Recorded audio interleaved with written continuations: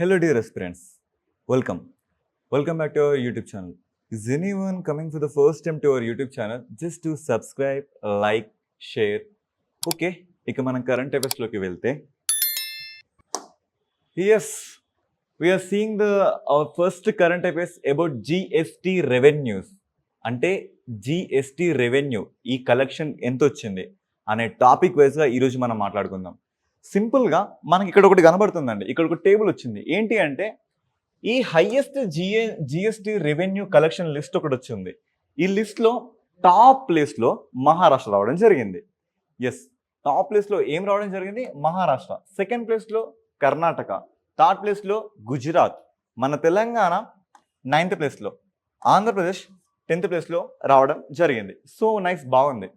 So ఈ current affair నుంచి మనం అడిగే క్వశ్చన్స్ ఇంతవరకేనా, ఇంకేమైనా ఎక్స్టెండ్ వర్షన్ ఉందా? సో మనకి టాపిక్లో ఈ జిఎస్టీ కలెక్షన్స్ అనే ఒక థింగ్ కనబడింది కాబట్టి అబ్సల్యూట్లీగా మనం పాలిటీ కానీ ఎకానమీ పర్స్పెక్టివ్లో అసలు జిఎస్టీ అంటే ఏంటి, ఇది ఎలా వచ్చింది, ఇది ఒక చట్టబద్ధ సంస్థనా లేదా రాజ్యాంగబద్ధ సంస్థనా లేదా ఇతర ఏ అధికారయుత సంస్థనా అనే పర్స్పెక్టివ్లో మనం ఆలోచించాలండి. సో ఇప్పుడు మనకి ఏం కనబడింది, ఇక్కడ మన మన మన హెడ్లైన్ చూడండి. Maharashtra topped among Indian states. అంటే ఇండియన్ స్టేట్స్ అన్నింటిలో మహారాష్ట్ర అనేది టాప్ ప్లేస్లో రావడం జరిగింది. దీంట్లో టాప్ ప్లేస్లో జిఎస్టీ కలెక్షన్ టాప్ ప్లేస్లో రావడం జరిగింది. అసలు జిఎస్టీ అంటే ఏంటి, ఇది ఇండియాలోకి ఎందుకు వచ్చింది? సింపుల్గా గూడ్స్ అండ్ సర్వీసెస్ ట్యాక్స్. ఎందుకు ఈ ట్యాక్స్ మనం తీసుకురావడం జరిగిందంటే, ఒకప్పుడు మన దేశంలో క్యాస్కేడింగ్ ట్యాక్సెస్ కానీ, లేదంటే పన్ను మీద పన్నులు కానీ, లేదంటే వాల్యూ అడిషన్ ట్యాక్సెస్ కానీ, ఈ రకమైన ట్యాక్సెస్ చాలా రకమైన ట్యాక్సెస్ ఉండే. ఒక 17 రకాల ట్యాక్సెస్ని ఒకే అంబ్రెల్లా కిందకి తీసుకురావడం జరిగింది. దాన్నే మనం సింపుల్గా జిఎస్టీ అంటున్నాం. ఇది మన దేశంలోకి రాజ్యాంగబద్ధ సంస్థగా రావడం జరిగింది. రాజ్యాంగబద్ధ కాన్స్టిట్యూషనల్ బాడీస్ అంటే అర్థం ఏంటి అంటే, ఇండియన్ కాన్స్టిట్యూషన్లో దానికంటూ ఒక ఆర్టికల్ని మనం డెడికేట్ చేయడం అన్నట్టు. దీనికంటూ ఒక ఆర్టికల్ మన ఇండియన్ కాన్స్టిట్యూషన్లో ఆర్టికల్ 279 సబ్ క్లాస్ 1 కింద దీన్ని యాడ్ చేయడం జరిగింది.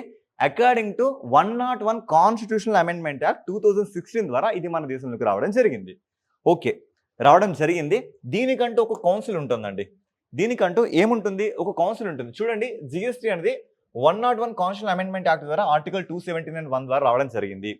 ఈ జిఎస్టీ కౌన్సిల్లో కేంద్రం కానీ రాష్ట్రాలు కానీ ఉండడం జరుగుతుంది. దీంట్లో ఒక డెసిషన్ తీసుకోవాలంటే 3/4 వంతు మెజారిటీ ప్రకారంగా తీసుకోవడం జరుగుతుంది. అదే కేంద్రానికి అయితే 1/3 వంతు మెజారిటీ ఉండడం కానీ, అదే రాష్ట్రాల తరపున నిర్ణయం కానీ 2/3 మెజారిటీ ఉండడం కానీ జరుగుతుంది.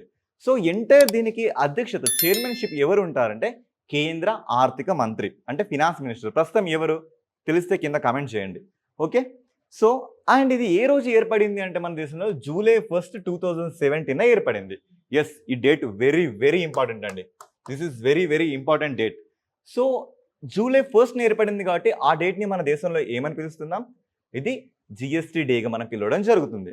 సో దీంట్లో మనకు కొన్ని స్లాబ్స్ ఉంటున్నాయండి. స్లాబ్స్ మనకి ఇప్పుడు ఎన్ని స్లాబ్స్ ఉన్నాయి?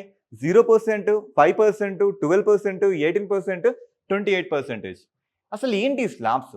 స్లాబ్స్ అంటే ఏంటంటే ఇవి పన్ను రేట్లు అండి, ట్యాక్స్ రేట్స్ అన్నట్టు.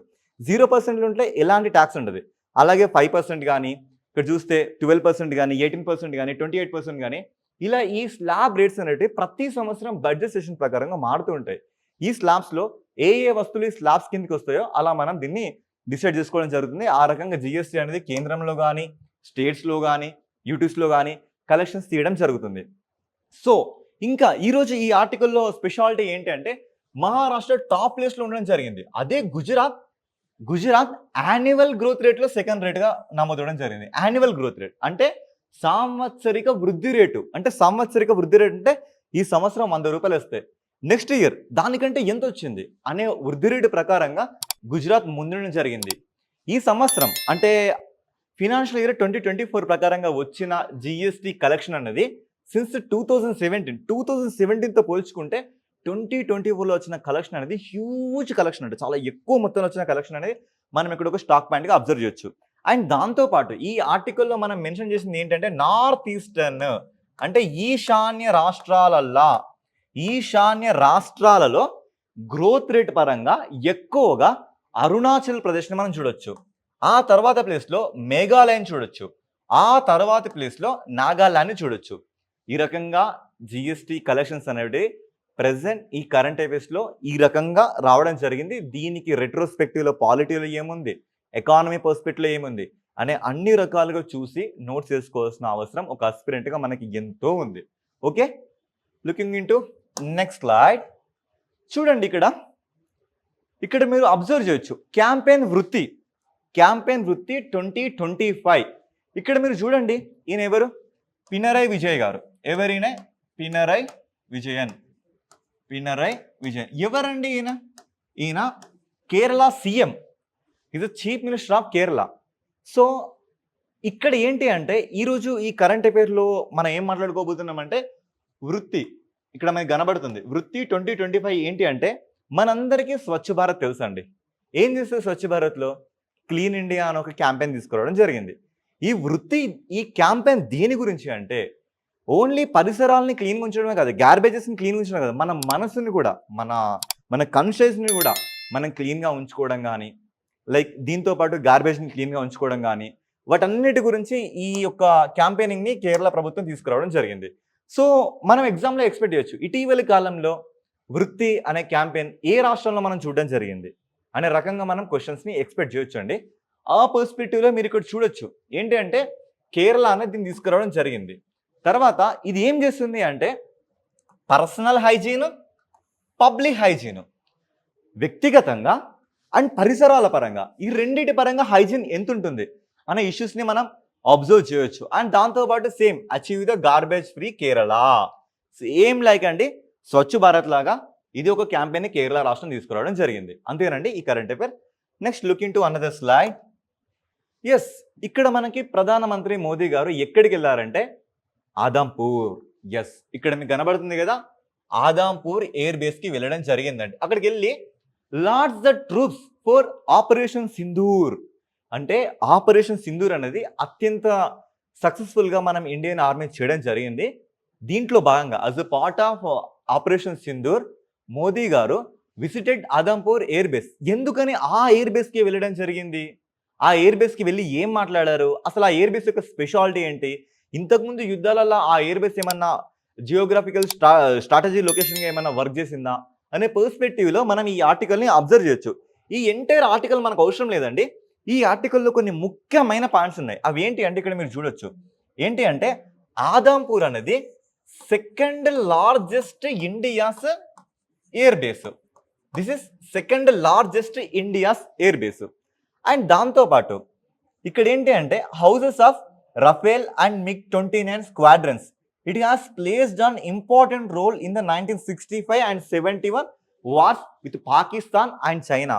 అంటే 1965లో జరిగిన వార్ కానీ, తర్వాత 71లో జరిగిన వార్ కానీ, ఆ టైంలో ఎస్పెషల్లీ ఇది పాకిస్తాన్కి చాలా గట్టి కౌంటర్ ఇవ్వడం జరిగింది. ఇది జాగ్రఫికల్ పరంగా మీకు చూపిస్తానండి, రియల్ టైమ్ ఎక్స్పీరియన్స్లో భాగంగా. ఒకసారి చూస్తే మీకే అర్థమవుతుంది. ఎస్, మీరు ఇక్కడ చూడొచ్చు. ఇక్కడ మీకు కనబడుతుంది కదండి, ఇది ఆదాంపూర్. ఇదేంటి? ఇది ఆదాంపూర్. చూడండి, ఇది ఆదాంపూర్. ఇది పంజాబ్లో ఆదాంపూర్ ఉంది, పక్కనే పాకిస్తాన్ ఉంది. అర్థమవుతుందిగా మీ అందరికీ. ఇక్కడ పంజాబ్ ఉంది, ఇక్కడ పక్కనే పాకిస్తాన్ ఉంది. చూడండి వీటి మధ్య డిస్టెన్స్ చూడండి. ఇది approximately 100 kilometre far away from Pakistan.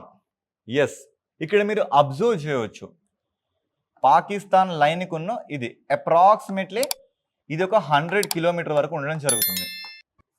100 kilometre వరకు ఈ ప్లేస్ ఉండడం జరుగుతుంది. ఏం ప్లేస్ అది? ఆదాంపూర్. ఆ ఆదాంపూర్ని పాకిస్తాన్ ఏమని చెప్పిందంటే మేము ఆదాంపూర్ ఎయిర్ బేస్ని కంప్లీట్గా డిస్ట్రాయ్ చేసాం అని ఒక స్టేట్మెంట్ ప్రపంచానికి ఇవ్వడం జరిగింది. సో మీరు మా ఎయిర్ బేస్ని డిస్ట్రాయ్ చేయలేదు, మా ఎయిర్ బేస్ చాలా నీట్గా సేఫ్గా ఉంది అని మోదీ గారు ప్రపంచానికి ఒక బ్రీఫ్ ఇవ్వడానికి అండ్ అక్కడ ఉన్న సైనికులతో ముచ్చటించడానికి ఆ ప్లేస్కి వెళ్ళడం జరిగింది. వెళ్ళి తన రిట్రోస్పెక్టివ్లో భాగంగా మిగతా అన్ని విషయాన్ని రిమినిస్కింగ్ చేసుకోవడం జరిగింది. అంటే 1965లో కానీ 71లో కానీ ఇండియా పాకిస్తాన్కి చాలా గట్టి కౌంటర్ అటాక్ ఇచ్చింది. ఎందుకంటే చూడండి వెరీ క్లోజ్గా ఉంది కదండి, ఇదంతా పాకిస్తాన్, దిస్ ఆల్ పాకిస్తాన్. ఈ పాకిస్తాన్కి అత్యంత సమీపంగా ఈ ఎయిర్ బేస్ ఉండడం జరిగింది.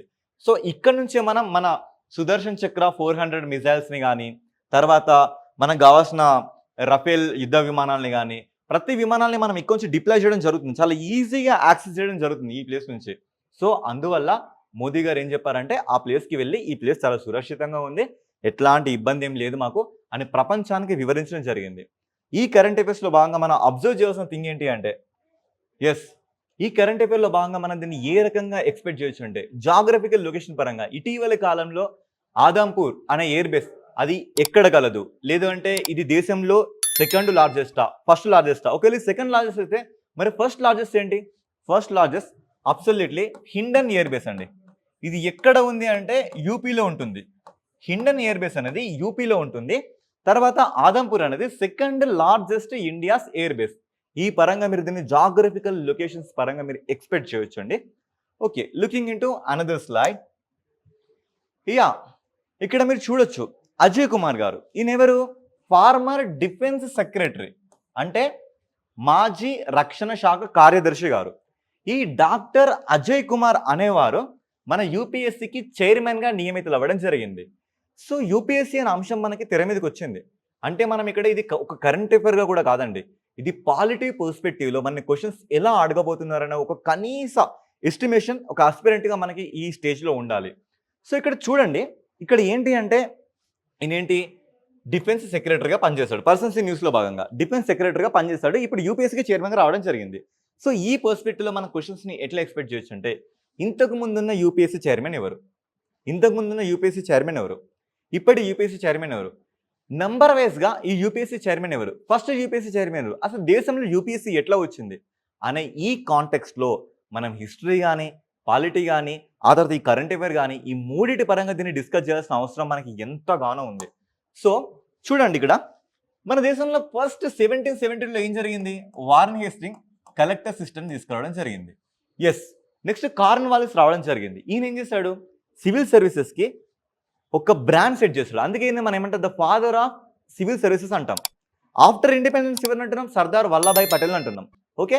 ఆ రకంగా ఈయన మన దేశంలో యూపీఎస్సీ సివిల్ సర్వీసెస్‌ని తీసుకురావడం జరిగింది. తర్వాత విలియం పెంటింగ్ కాలంలో దీనికంటూ ఒక స్టేటస్ రావడం జరిగింది. దీనికంటూ ఒక రూపం తీసుకురావడం జరిగింది. ఆ తర్వాత 1921లో లీ కమిషన్ వేసి, ఈ లీ కమిషన్‌లో భాగంగా 1926లో పబ్లిక్ సర్వీస్ కమిషన్‌ని, పీఎస్సీని ఫస్ట్ టైం మనం ఎస్టాబ్లిష్ చేయడం జరిగింది. దానికి మొదటి చైర్మన్‌గా రాస్ బార్కర్ గారిని నియమించడం జరిగింది. ఆ తర్వాత 1950లో యూపీఎస్సీగా మారడం జరిగింది. అప్పుడు మొదటి చైర్మన్‌గా ఎవరు? హెచ్‌కే కృపలాని రావడం జరిగింది. ఆ తర్వాత ఈ యూపీఎస్సీ అనే అంశం ఈ థింగ్ మనకి 14th పార్ట్‌లో ఆర్టికల్ 308 నుంచి 323 వరకు కనబడడం జరుగుతుంది. సో, ఈ ఆర్టికల్స్‌లో అత్యంత ఇంపార్టెంట్ క్రూషియల్ రోల్ ఏంటంటే ఆర్టికల్ 312 అండి. ఈ ఆర్టికల్ 312 ద్వారా రాజ్యసభకి ఒక కొత్త ఇండియన్ సర్వీసెస్‌ని లైక్ యూపీఎస్సీలో ఇంకేమైనా కొత్త అఖిల భారత సర్వీసెస్‌ని ఏర్పాటు చేయాలంటే రాజ్యసభకి అమితమైన పవర్స్ కలవు అనే థింగ్ మనకి ఆర్టికల్ 322 ఆర్టికల్ 312 మనకి చెప్పడం జరుగుతుంది. సో, నెక్స్ట్ ఇంకా దీంట్లో చైర్మన్స్‌ని గాని, సభ్యుల్ని గాని ఎవరు నియామకం చేస్తారండి? యెస్. అబ్సల్యూట్‌లీ రాష్ట్రపతి నియామకం చేస్తారు. Which article? ఆర్టికల్ 316 ప్రకారంగా. అదే స్టేట్స్‌లో అయితే గవర్నర్ వీళ్ళని నియామకం చేయడం జరుగుతుంది. సో, వీళ్ళ పదవీ విరమణ వీళ్ళు ఎంతకాలం వీళ్ళ టెన్యూర్ ఎంత వరకు ఉంటుందంటే 6 years or 65 years. Which is earlier. ఏది ఇందులో ముందు అవుతే అది దాని ప్రకారంగా వీళ్ళు పదవి విరమణ చేయడం ఉంటుంది. గత చైర్మన్ ఎవరో తెలిస్తే కింద కామెంట్ చేయండి. ఓకే. రైట్. Next slide. ఈరోజు మరలా మనకి పీఎం శ్రీ ప్రధానమంత్రి స్కూల్ రైజింగ్ ఇండియా అనే ప్రోగ్రామ్ మనకు కనబడడం జరుగుతుంది. ఏం చెప్తుంది సార్ ఈ ప్రధానమంత్రి స్కూల్ రైజింగ్ ఇండియా ప్రోగ్రామ్ అంటే, సింపుల్గా నేషనల్ ఎడ్యుకేషన్ పాలసీ అనేది మన దేశంలో 1986లో రావడం జరిగింది. 1986 టు ఇప్పటి వరకు ఎడ్యుకేషన్ సిస్టంలో చాలా చేంజెస్ రావడం జరిగింది. వాటిని దృష్టిలో పెట్టుకొని మరలా మనం 2020లో కొత్తగా న్యూ ఎడ్యుకేషన్ పాలసీ సిస్టమ్ తీసుకురావడం జరిగింది. As a part of NEP 2020 దీని ప్రకారంగా ఈ స్కీమ్‌ని తీసుకురావడం జరిగింది. ఈ స్కీమ్ వల్ల ఏం జరుగుతుంది అంటే స్కూల్స్ అన్నీ డెవలప్డ్ అండ్ అప్‌గ్రేడ్ అవుతాయండి. ఫస్ట్ థింగ్ ఏందంటే మన స్కూళ్ళల్లో ఫస్ట్ ఆఫ్ ఆల్ ఇన్‌ఫ్రాస్ట్రక్చర్ గాని, టీచింగ్ ఫెసిలిటీ గాని, లేదంటే కనీసం డ్రింకింగ్ ఫెసిలిటీ గాని, టాయిలెట్స్ గాని, లేదంటే ల్యాబొరేటరీస్ గాని, ఇవన్నీ అన్ని స్కూళ్ళల్లో అందరికీ యాక్సెసిబుల్గా ఉన్నాయా ప్రజెంట్? లేవు కదా. సో వీటిని దృష్టిలో పెట్టుకొని ఇంకా ఎడ్యుకేషన్ సిస్టమ్ని ఇంప్రూవ్ చేద్దామనే భాగంగా ఈ స్కూల్ రైజింగ్ ఇండియా అనే ప్రోగ్రామ్ తీసుకురావడం జరిగింది. అండ్ దీంట్లో భాగంగా మీరు చూడొచ్చు ఇక్కడ schools also offer mentorship to other schools in their vicinity. అంటే మెంటర్షిప్ కానీ గైడ్లైన్స్ కానీ ఇవ్వడం జరుగుతుంది. దీన్ని 2020 న్యూ నేషనల్ ఎడ్యుకేషన్ పాలసీలో భాగంగా తీసుకురావడం జరిగింది. సో ఈ రకమైన స్కీమ్ ఇది ఉంటుంది. అయితే ఎందుకు ఇది వివాదాస్పదంగా, ఎందుకు ఈరోజు ఇది డిస్ప్యూట్ అంశంగా మన కరెంట్ అఫైర్స్లో కనబడుతుంది అంటే, కేరళ గవర్నమెంట్ కంప్లీట్లీ అపోజ్డ్ దీన్ని వ్యతిరేకిస్తుంది. ఎందుకు వ్యతిరేకిస్తుంది? ఏం కారణాలు ఉన్నాయి? అసలు ఎడ్యుకేషన్ అనేది central or state or concurrent లిస్టా, ఇది ఏ భాగంలో కిందకి వస్తుంది అనే అంశాలని మనం ఇక్కడ ప్రస్తావించుకోవాలి. అండ్ దాంట్లో భాగంగా అసలు పిఎం శ్రీ అంటే ఏంటో ఇప్పటివరకు మనం మాట్లాడుకోవడం జరిగింది. ముఖ్యంగా చెప్పాలి అంటే ఎడ్యుకేషన్ అనేది ఇది స్టేట్ లిస్టో సెంట్రల్ లిస్టో కాదండి, ఇది కాన్కరెంట్ లిస్ట్. అందుకే అంటే ఉమ్మడి జాబితాలో ఉంది. అందుకే దీని మీద సెంట్రల్కి కానీ స్టేట్కి కానీ ఇద్దరికి సెపరేట్గా లాస్ అంటే చట్టాలు చేసుకునే అధికారం ఉంది. సో మనం ఇక్కడ అబ్జర్వ్ చేయొచ్చు అండి, ఏంటి అంటే అప్రాక్సిమేట్లీ 14,500 ఎగ్జిస్టింగ్ స్కూల్స్ని ఈ పిఎం శ్రీ పథకంలో భాగంగా డెవలప్ చేద్దాం అనుకుంటున్నారు. ఇది దేని కింద రావడం జరిగింది? నేషనల్ ఎడ్యుకేషన్ పాలసీ 2020లో భాగంగా రావడం జరిగింది. దీంట్లో ఇది కంప్లీట్లీ సెంట్రల్ ఫండింగ్ అండి. అంటే కేంద్రం మనకు కొంత సహాయం చేస్తుంది, రాష్ట్రాలు ఇంకొంత ఖర్చు పెట్టుకోవాలి. ఎంత ఖర్చు పెట్టుకోవాలంటే 60:40. అంటే కేంద్రం మనకి 60 ఇస్తే రాష్ట్రం 40% ఖర్చు పెట్టుకోవాలి. ఇదే నార్త్ ఈస్టర్న్ అంటే ఈశాన్య రాష్ట్రాలకి స్పెషల్గా ఉంటుందండి. అక్కడ ఎలా ఉంటుందంటే 90:10గా ఉండడం కూడా జరుగుతుంది. సో ఈ భాగంలో మనం ఎవరి షేర్ ఎంత. అండ్ ఈ ప్రాజెక్ట్ డ్యూరేషన్ చూడండి, ఇది 2022 to 27 దాకా ఉండడం జరుగుతుంది. ఎస్. తర్వాత ఇంప్లిమెంటేషన్ స్టేటస్ ఇప్పటివరకు ఇది ఎంతవరకు ఇంప్లిమెంట్ చేసిందంటే 12,400 స్కూల్స్ని 670 డిస్ట్రిక్ట్స్లో ఎంటైర్ ఇండియాలో చేయడం జరుగుతుంది. ఓకే, అంతా బాగుంది. 28 స్టేట్స్ కానీ 8 యూటీస్లో కానీ దీని ఇంప్లిమెంటేషన్ బాగుంది. కానీ 3 రాష్ట్రాలు దీన్ని అపోజ్ చేస్తున్నాయి.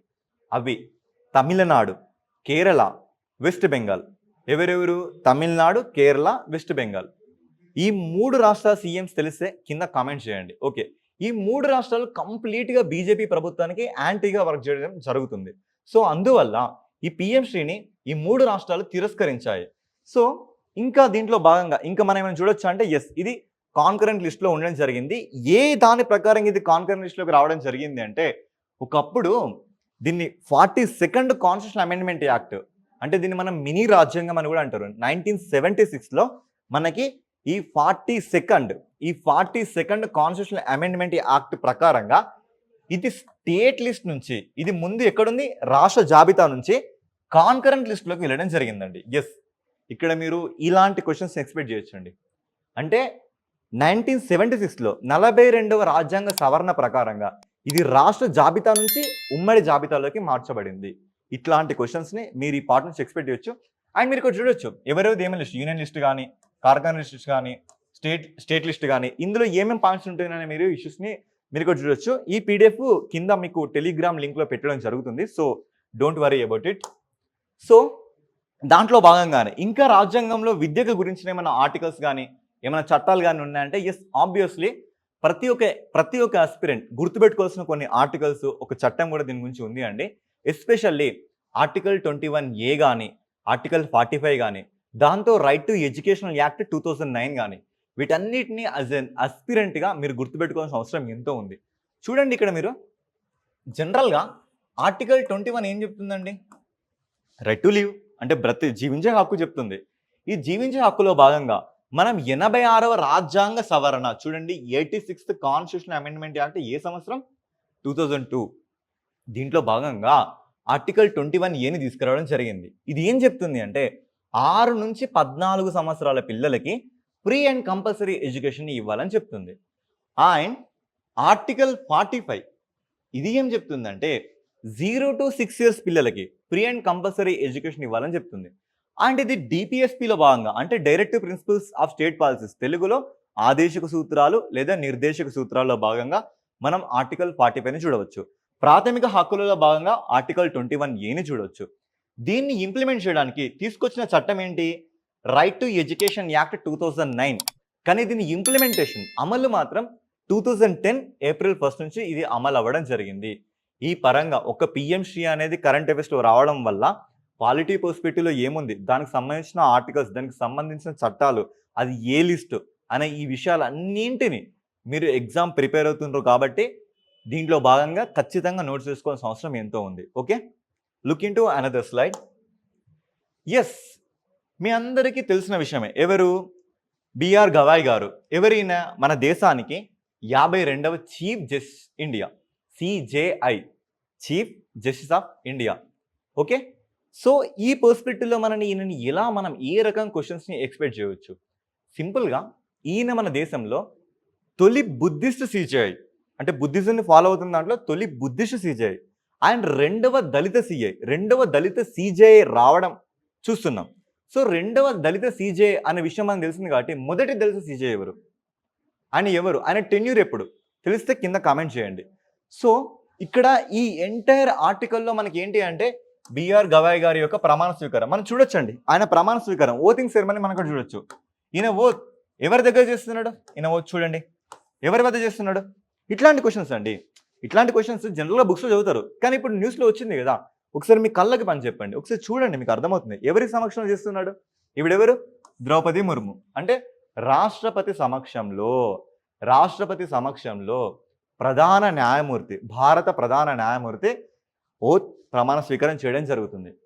ఈరోజు చీఫ్ జస్టిస్ ఆఫ్ ఇండియా వార్తల్లో వచ్చింది కాబట్టి ఒకసారి సుప్రీంకోర్టు వ్యవస్థ గురించి మనం చూస్తే మనం తెలుసుకోవాల్సిన విషయాలు ఏంటంటే, మొత్తం సుప్రీంకోర్టులో ఎంతమంది ఉన్నారు? ప్రజెంట్ 33 మంది ఉన్నారు. మన దేశం యొక్క న్యాయ వ్యవస్థ ఎలాంటి న్యాయ వ్యవస్థ? సమీకృత, ఏకీకృత, ఇంటిగ్రేటెడ్ జ్యుడిషియరీ సిస్టమ్ అండి మనది. సో ఇందులో భాగంగా ఈయన యొక్క టర్మ్ ఎప్పటి వరకు ఉంటుంది? 65 ఇయర్స్ వరకు ఉంటుంది.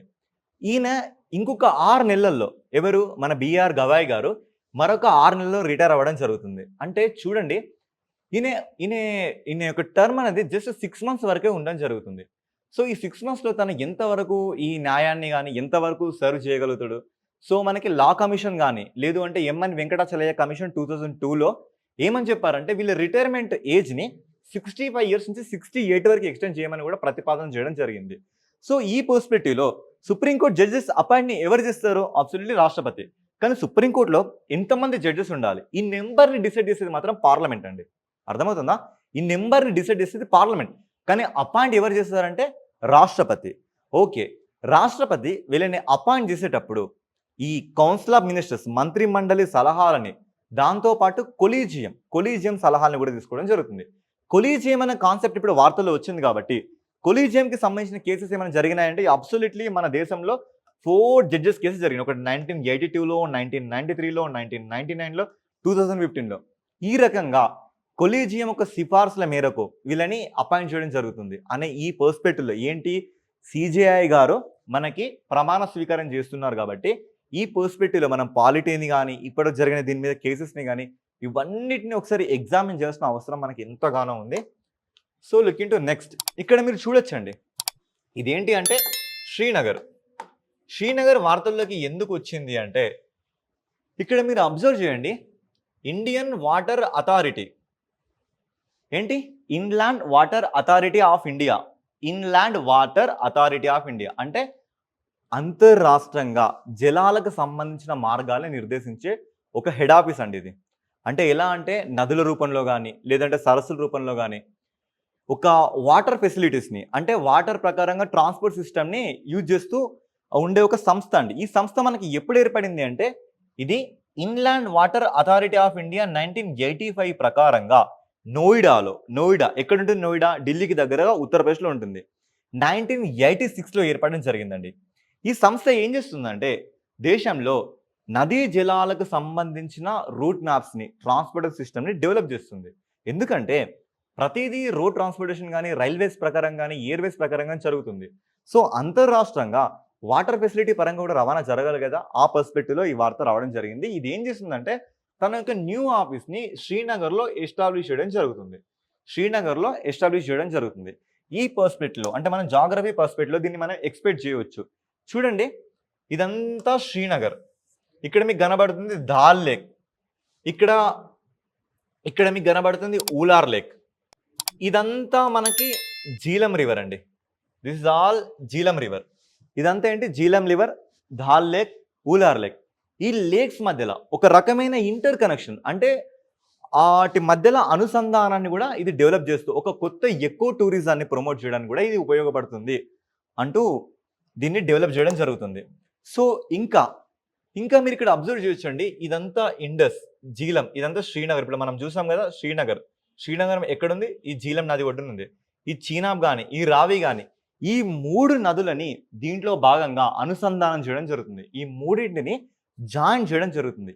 ఈ పర్స్పెక్టివ్లో మనం ఈ ఇన్లాండ్ వాటర్ అథారిటీ ఆఫ్ ఇండియాని ఎక్స్పెక్ట్ చేయొచ్చు. ఇది తన యొక్క న్యూ ఆఫీస్ని ఎక్కడ ఎస్టాబ్లిష్ చేసింది? శ్రీనగర్లో ఎస్టాబ్లిష్ చేయడం జరిగింది. Okay, look in to another slide. Yes, ఇక్కడ మీరు చూడొచ్చు, ఎవరు? రాష్ట్రపతి ద్రౌపది ముర్ము. వీళ్ళందరూ ఎవరు? ఎయిర్ చీఫ్ కానీ, నేవీ చీఫ్ కానీ, లేదు అంటే ఆర్మీ చీఫ్ కానీ, సిడిఎస్ చీఫ్ డిఫెన్స్ స్టాఫ్ కానీ, వీళ్ళందరితో కలిసి కూర్చొని ద్రౌపది ముర్ము గారు ఒక డిబేట్ చేయడం జరుగుతుంది. దేని గురించి అంటే హౌ ఆపరేషన్ సింధూర్ వర్క్డ్, ఎలా మన ఆపరేషన్ సింధూర్ జరిగింది, దీని గురించిన విషయాలు మొత్తం గురించి ఇక్కడ డిబేట్ చేయడం జరిగింది. సో ఈ ఎంటైర్ ఆర్టికల్ మనకు అవసరం అంటే this is not much important అండి. బట్ ఇక్కడ నుంచి మనం ఎలా ఎక్స్పెక్ట్ చేయొచ్చు అంటే పర్సన్స్ ఇన్ న్యూస్. ఎస్, మనం చాలా ఎగ్జామ్స్ చూస్తున్నాం పర్సన్స్ ఇన్ న్యూస్ మనకి ఎలా వస్తుంది, దాని మీద ఎలా క్వశ్చన్స్ పడుతున్నాయి అని.